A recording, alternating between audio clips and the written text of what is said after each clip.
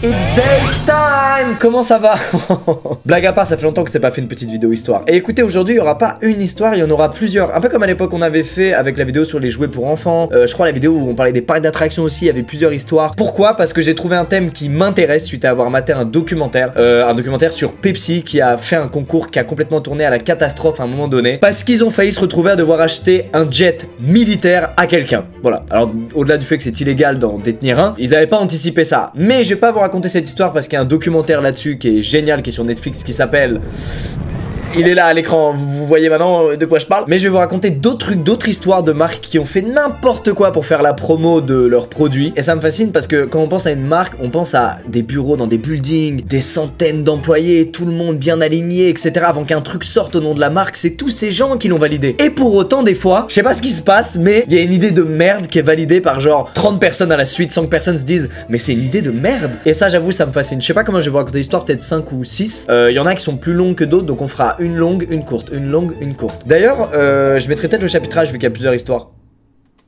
Une info tombée déjà dans l'oubli. Tout d'abord, bienvenue à Cleveland. On est en 1986 et United Way, une organisation qui regroupe plein d'ONG, décide de mettre en place une levée de fonds colossale. Ça s'appelle le Balloon Fest et le plan est simple, c'est envoyer des enfants pour récolter des dons et pour chaque dollar récolté, on enverra un ballon dans le ciel. Tout est planifié pendant plus de 6 mois et l'événement fait de plus en plus de bruit. Bref, tout le monde veut voir ce lancer de ballon. Le 27 septembre, c'est le jour J. 2500 volontaires se relaient pour gonfler plus d'1,5 million de ballons avec de l'hélium. Alors oui, ça fait beaucoup de ballons, mais c'est parce que la récolte de dons a été un pur carton et carrément il y a plus de 100 000 personnes qui se réunissent le jour J pour assister au décollage des ballons. Vers 14 h, tout est prêt. Le décompte commence. 3, 2, 1, tous les ballons s'envolent dans le ciel, la scène est impressionnante. Et dans la foulée, on officialise donc un record du monde, celui du plus gros lancer de ballons en simultané. Bref, tout se passe pour le mieux si on prend pas en compte évidemment les retombées écologiques d'un tel événement, apparemment validé par une ville entière. Y a pas un type là-dedans qui s'est dit que c'était une idée de merde. Mais les amis,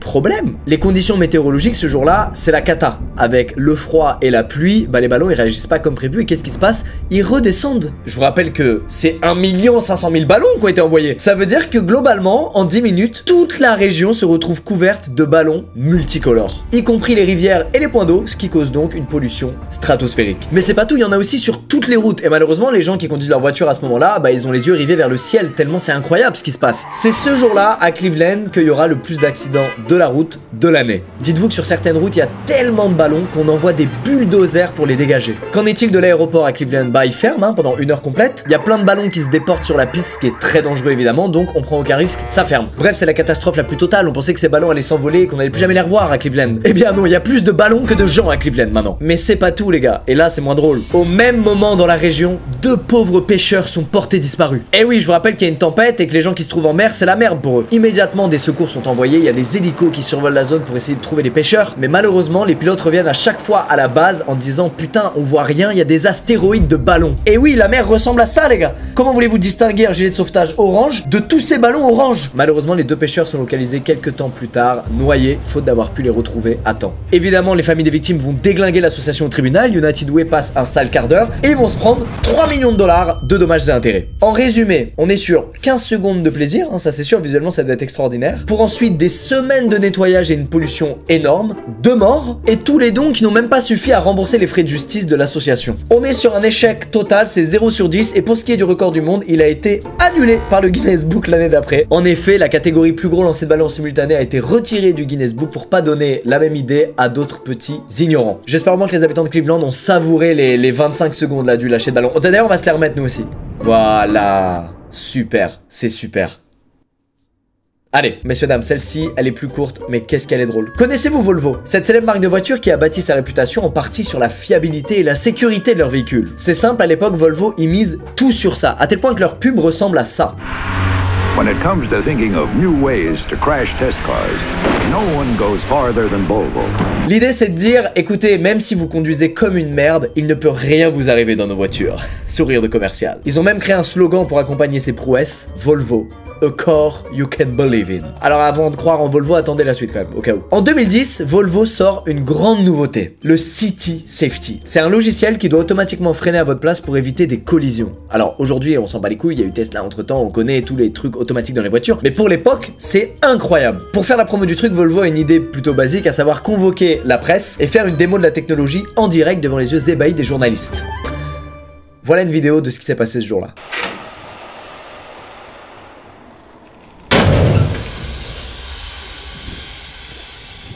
So, ladies and gentlemen, we've had some kind of mishap in the testing here. Apologize for that.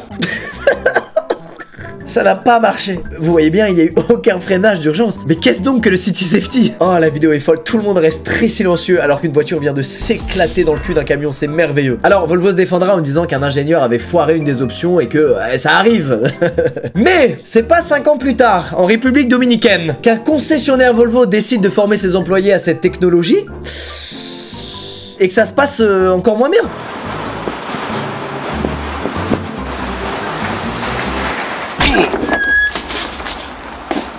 C'est pas possible Volvo, cette fois c'est sur un type que vous avez foncé. Alors je vous rassure, il a pas été blessé, le type, miraculeusement. Et Volvo s'est justifié en expliquant que le véhicule avec lequel ils ont voulu faire la démo n'était en fait pas équipé de l'option City Safety.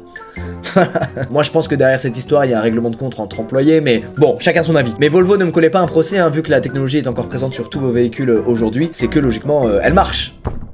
Pas de procès pour le squeeze, please. Alors, en termes de fail marketing, cette histoire-là, elle est folle. Connaissez-vous Pepsi? Non, pas l'histoire du jet militaire, c'est une autre. On est en 1992 et Pepsi, ils sont en pleine guerre contre Coca-Cola, aka le leader sur le marché du soda. Coca-Cola, c'est un monstre en marketing et Pepsi, ils sont obligés de frapper un minimum fort pour espérer choper des parts de marché. Pedro Vergara, un commercial de chez Pepsi, va donc leur proposer un plan. L'idée, c'est de faire un espèce de concours à la Charlie et la chocolaterie et son célèbre ticket d'or, où des gros lots pourraient se cacher derrière chaque capsule de Pepsi. Bravo Pedro, l'idée est superbe. Tu prends ta promotion et au boulot parce que Pepsi compte déployer ça dans plusieurs pays. Et nous, on prend l'avion direction les Philippines. Pourquoi? Parce que c'est là-bas que cette opération va tourner au fiasco complet. Là-bas, c'est simple, à chaque début de soirée, à la télé, Pepsi annonce le numéro gagnant du jour. C'est vraiment comme le loto. Et si vous avez la chance d'avoir la capsule qui correspond au gros lot, vous devenez instantanément millionnaire. Alors millionnaire en pesos, vu qu'on est aux Philippines, c'est-à-dire à peu près 60 000 $. Mais c'est énormément d'argent là-bas puisqu'on parle de plus de 600 fois le salaire moyen. Globalement, tu tombes sur cette maudite capsule, ça change ta vie. Bref, ça marche. Les gens achètent du Pepsi en masse, à tel point que les usines doivent produire des bouteilles 24 heures sur 24 pour tenir la cadence. En seulement 3 mois, Pepsi va faire plus de 4 millions de dollars de ventes supplémentaires. Dites-vous que ça marche tellement que chez Coca, ils comprennent rien à ce qui leur arrive et ils vont acheter des camions remplis de palettes de Pepsi juste pour étudier le ratio de capsules gagnantes et tenter de mettre en place un concours similaire. Alors toute cette opération devait s'arrêter le 8 mai, mais ça marche tellement que Pepsi décide de la prolonger et remet de l'argent sur la table. Et le 25 mai, c'est le numéro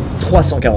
C'est un couple qui l'emporte et qui passe la nuit à danser pour célébrer ça. Mais il y a également un chauffeur de taxi qui se rend compte qu'il est lui aussi maintenant millionnaire grâce à sa capsule 349. Alors il se précipite pour l'annoncer à son neveu qui vient lui aussi de lui dire qu'il a la capsule 349 et qui vient à l'instant de quitter son boulot de barman. On a aussi un chauffeur de bus qui lui a 3 capsules 349. Alors c'est beaucoup certes, mais pas autant que cette famille qui a acheté des packs entiers de Pepsi des semaines durant et qui elle a maintenant 10 capsules 349. Les gars, c'est un fiasco de malade. Pepsi ont fait n'importe quoi. Vous vous doutez de l'erreur, c'est que ce numéro n'aurait jamais dû sortir en numéro gagnant parce qu'ils font les comptes et ils réalisent qu'ils n'ont pas imprimé quelques capsules gagnantes, mais ils en ont imprimé 800 000. Si Pepsi tient sa promesse, ça voudrait dire que là, ils doivent distribuer plusieurs dizaines de milliards de dollars. C'est impossible. Et devant l'usine Pepsi, dans la banlieue de Manille, la capitale, c'est l'émeute. Il y a une armée de gagnants rassemblés devant la grille qui réclament leur dû. On parle de plusieurs centaines de personnes là, qui manifestent viruleusement et qui veulent leur thune. Alors que fait la marque? Honore-t-elle sa partie du deal? Trouve-t-elle un compromis?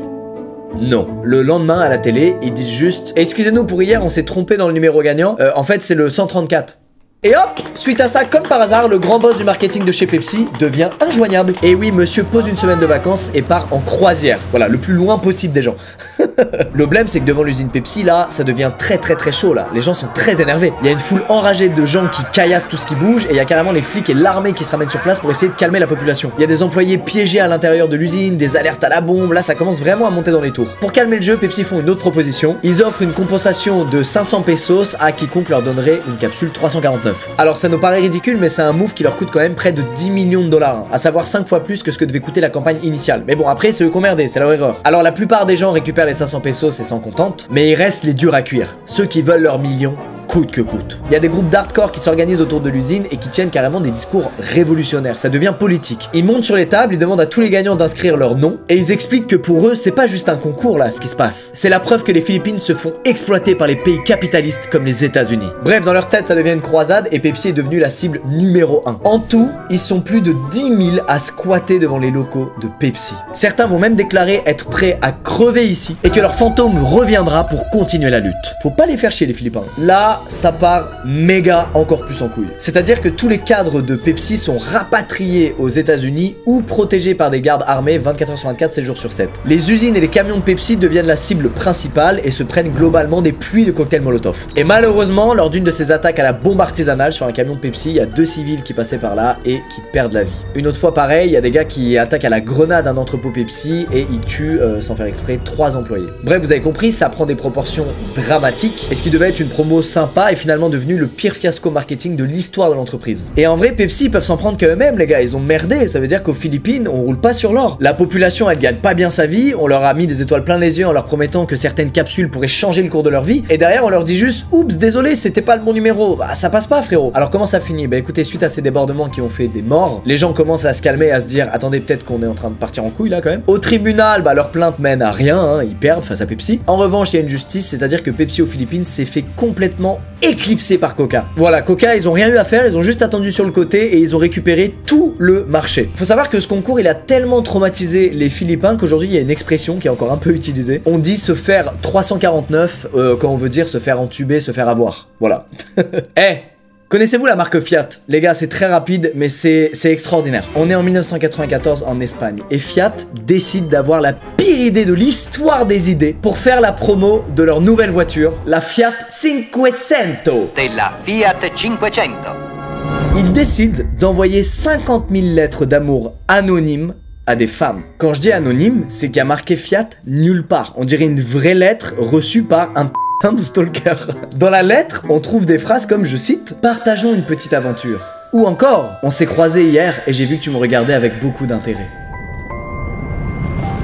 Moi ça me fait peur. Alors c'est très creepy et bien évidemment les femmes qui ont reçu cette lettre, elles ont tout simplement badé, elles étaient terrorisées, elles ont toutes pensé qu'elles avaient un stalker creepy au cul. Alors il y en a qui ont commencé à se barricader chez elles, il y en a qui ont commencé à ne plus vouloir sortir sans être accompagnées, il y en a qui sont allés voir les flics pour porter plainte contre X. Toutes ces femmes ont passé une semaine finalement horrible à se sentir très en danger. Et écoutez la glissade de fin là en essayant de se rattraper. 6 jours plus tard, donc 6 jours de terreur plus tard, toutes ces femmes reçoivent une deuxième lettre. Une deuxième lettre dans laquelle Fiat explique que la première lettre qu'elles ont reçue n'était pas écrite par un stalker affreux digne d'un thread d'horreur, mais par la Fiat 500. Oui, la joke c'est que c'est la Fiat 500 qui leur avait écrit une lettre pour qu'elles achètent une Fiat 500. C'est un 0 sur 10. 0 sur 10 Fiat, vous m'entendez? Vous avez beau mettre DiCaprio 30 ans plus tard, c'est ok, ça rattrape le truc. Alors malgré tout, Fiat se rattrapera en disant qu'il voulait que ce soit fun et que la lettre était destinée à des femmes indépendantes et travailleuses. Quel est le rapport? J'ai toujours pas trouvé. Quoi qu'il en soit, je pensais pas avoir peur d'une voiture un jour, mais voilà, elle me fait peur et j'espère qu'elle ne m'écrira jamais de lettres. Connaissez-vous David Phillips? Impossible. Il est absolument pas connu, mais il a réussi à niquer une marque de nourriture grâce aux mathématiques. On est en 1999 et David est en train de se balader tranquillement dans son supermarché préféré. Et là, au loin, il aperçoit une offre promotionnelle qui attire particulièrement son attention. La marque Healthy Choice, qui vend de la nourriture, promet 500 miles à leurs clients en échange de 10 codes barres de leurs produits. Les miles, c'est des points qui peuvent être échangés contre des billets d'avion. Et devinez quoi, ça tombe bien, parce que David compte justement voyager en Europe avec sa famille cet été. Alors David dans la vie il est ingénieur, donc il calcule très rapidement la promo. 500 miles ça correspond à quelques dollars en moyenne, et les produits Healthy Choice les moins chers se vendent généralement autour de 2 $, et c'est des sacs de surgelé. Faudrait donc acheter 20 $ de surgelé pour obtenir quelques dollars en miles. Alors c'est pas nul, mais c'est pas incroyable non plus. Pour le moment, pas de braquage en vue. Mais David a une illumination, ce satané ingénieur. Il se dit que ok, les surgelés dans un supermarché classique c'est trop cher, mais que peut-être il y a un coup à jouer dans les magasins discount. À savoir des magasins qui récupèrent les produits qui se vendent le moins bien et qui les bradent. Et en effet, en allant chez Grocery Outlet, une chaîne ultra low cost, David découvre le Graal. Des puddings au chocolat vendus à l'unité pour 25 centimes. Ils ont tous un code barre individuel et c'est bien de la marque Healthy Choice. Recalcul d'ingénieur très intelligent et là bingo, David peut niquer tout le système. Alors ce grand fou n'hésite pas une seconde et il vide l'entièreté du magasin. Tous les puddings, ça dégage, c'est à lui maintenant. Et il ne s'arrête pas là, non, il va faire la tournée de tous les outlets de la région qui vendent ces fameux putains de puddings. Tous les caissiers du coin l'appellent désormais The Pudding Guy. C'est devenu un super-héros. Mais c'est pas tout, parce qu'après avoir écoulé les stocks de la région, notre cher David ne s'arrête toujours pas. Il veut vraiment ses vacances avec sa famille en Europe. Il demande donc à un directeur de commander directement des palettes entières de ce fameux pudding. Et c'est comme ça qu'il se fera livrer 60 palettes chez lui à son nom. Petit problème dans sa quête des miles gratos et de ses vacances d'été. Oh, d'été, c'est le temps que ça prend de retirer 12 000 codes barres à la main, frérot, c'est impossible. Mais comme il est ingénieur et qu'il a un très gros QI, il a un nouveau plan. Il contacte l'équivalent des restos du cœur et il leur dit: écoutez, si vous m'aidez à retirer les codes barres de mes 12 000 puddings, je vous les donne. Marché conclu. C'est ainsi que David envoie 12 000 codes barres au service client d'Elsie Choice, qui n'a pas d'autre choix que d'honorer son deal. David devient ainsi propriétaire de plus d'1,5 million de miles, ce qui, pour vous donner un ordre d'idée, représente l'équivalent de 31 allers-retours en Europe, pour seulement 3 000 $ de pudding. Ah oui, et bonus supplémentaire, vu qu'il a atteint le statut de millionnaire en miles, il a aussi obtenu un certain grade auprès de nombreuses compagnies aériennes, ce qui fait que globalement, il peut même voyager quasiment gratos maintenant. Dès la première année, David décide de kiffer de son statut et va donc visiter plus de 16 pays et faire plus de 50 vols internationaux. Et petit bonus, il a pu récupérer 800 $ d'impôts grâce à ses dons de pudding à l'association. Dommage, ça fait de lui une pince, j'ai un peu moins d'estime. Alerte! On est en 2007 et... je m'étouffe. Et un type d'escroquerie de plus en plus fréquent, le vol d'identité. Et oui, en récupérant le numéro de sécu et les infos personnelles de quelqu'un, on peut faire des trucs en son nom. Comme par exemple, emprunter de l'argent à une banque. Vous êtes en grand danger si vous n'avez pas LifeLock. Une technologie très avancée qui, pour seulement 10 $ par mois, vous permet de lutter contre le vol d'identité. La technologie est brillante et arrive sur le marché avec cette pub extraordinaire que je vous laisse découvrir. If you've ever worried about identity theft, oui, j'ai très peur tous les jours de ça. it's time you got to know LifeLock. I'm Todd Davis, and I'm here to prove just how safe your identity can be with LifeLock. Quel charisme! That's my real social security number. You're nuts, man. Can you believe this? Mais qu'est-ce qu'il fait? Il est fou celui-là! Leading the way in identity theft prevention, LifeLock helps keep your personal information safe, even in the wrong hands. Ah, merci, je vais le jeter dans une seconde. If anything happens while you're a client of LifeLock, we will cover all losses and all expenses up to $1 million. Arrête de nous gueuler dessus, on comprend même pas ce que tu vends! Bon les gars, le culot du type, c'est extraordinaire. Non, vous ne rêvez pas, Todd Davis est bel et bien en train de donner ses infos perso, y compris son numéro de sécu, à des gens au pif dans la rue. Il a tellement pris la conf qu'il décide même d'afficher sa tête, son nom et le numéro sur des camions qui roulent dans la rue et sur des panneaux publicitaires. C'est très très couillu, mais écoutez, ça porte ses fruits pour les voleurs, puisque presque instantanément après le début de cette campagne marketing, un homme obtient un crédit frauduleux de 500 $ en s'enregistrant sous le nom de Todd Davis. J'ai donc l'impression que sa techno est un peu bancale. Quoi qu'il en soit, Todd Davis, plutôt que de mettre à jour LifeLock, va plutôt aller harceler le mec. Voilà, il va se pointer avec des caméras devant la maison du mec qui a fait ce faux crédit pour lui foutre la pression et qu'il avoue tout devant les caméras et que ça ne nuise pas à l'image de LifeLock. Évidemment, c'est une pratique absolument interdite de faire ça. Le cas devient donc rapidement impossible à juger au tribunal. Finalité, le fraudeur n'aura pas la moindre amende et pourra jouir de ses 500 $, tandis que Todd, lui, jouira de sa meilleure amende de 10 millions de $ pour pub mensongère. Parce que oui, entre-temps, il s'est fait voler son identité plus de 12 fois à cause de sa pub là. Et LifeLock, c'est donc définitivement de la merde. Voilà, c'était court, rapide, concis, mais c'est un régal. Le culot du mec versus ses compétences, c'est une dinguerie. Les amis, c'est l'heure de la dernière histoire. Et écoutez, je vais faire très court. Parce que j'ai qu'une image, mais vous allez la savourer. On est en 2002 et un studio s'apprête à sortir leur jeu Shadowman 2 sur PS2. Ça fait beaucoup trop de 2. Le pitch est simple, 2 flics de New York tentent de lutter contre les forces maléfiques qui essaient de s'emparer d'un codex. Qu'est-ce qu'un codex? J'en ai pas la moindre idée. Bref, ils doivent faire la promotion de ce jeu vidéo. Vont-ils prendre une pub à la télé comme tout le monde? Non. Eux, pour faire parler de leur jeu, ils veulent faire une campagne publicitaire très osée, un truc qui marque les esprits. Et quoi de mieux donc que de mettre des pubs pour un jeu vidéo sur des tombes?